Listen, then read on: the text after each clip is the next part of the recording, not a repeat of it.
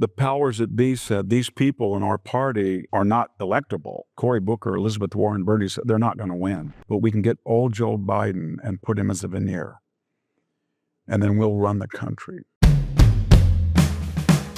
People in 2020 thought Donald Trump was too chaotic, and sober, judicious old Joe from Scranton was going to bring us. As I went back and looked at his speeches in the primary, it was unity, unity, unity. And although he catered to the hard left, after the South Carolina, Iowa, Nevada, he lost the first three and he was going nowhere. And he was cognitively, people had said that, not me. Cory Booker said that on a debate. So what had happened, it wasn't we had a porous border, we had no border. It wasn't we decided gradually to get out of Afghanistan. We just left and left $50 billion of equipment to terrorists. It wasn't that we let China do a little bit. We let them have a Chinese spy balloon go across the United States with impunity. We had our two diplomats in March dressed down and insulted in Anchorage by China. It wasn't that we said, we're going to ease up on crime. We redefined crime basically with critical legal theory, where we didn't even arrest violent offenders. So it was a revolutionary moment. Partly it was, I think, the COVID lockdown, part it was Trump, part it was the George Floyd, but whatever it was, people didn't like it. So they said in 2024, I'm tired of hyperinflation. I'm tired of being humiliated abroad. I'm tired of crime. I'm tired of the president mumbling and stumbling. So some of it was that they didn't like Trump, but they voted against Biden, and some was they thought Trump was an anecdote. But he was the first Republican in 20 years to win the popular vote.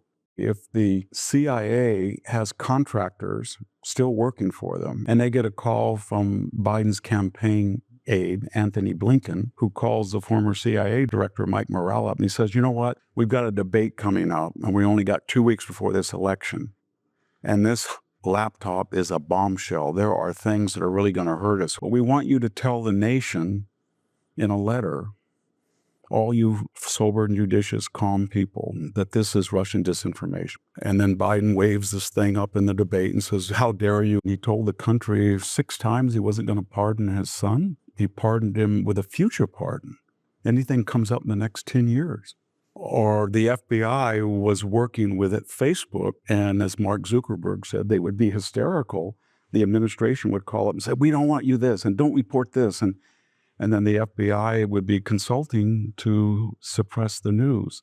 If you've got the FBI director talking to the deputy attorney general about how they can wear a wire and trap the president of the United States in a lapse and show that he's cognitively challenged, as Rod Rosenstein did along with Andrew McCabe, and then you can get a 25th Amendment evoked. That is fine. And so is the next president, who now the Wall Street Journal tells us, after talking to 50 sources, that they've known for 4 years that the president was debilitated, cognitively unfit, and yet his press secretary said he was fit as a fiddle. That explains the election, that we have all of these people with these titles and these resumes from these Ivy League schools and a particular comportment and vocabulary, syntax, and they have done things that if they didn't have that veneer, they would be put in jail.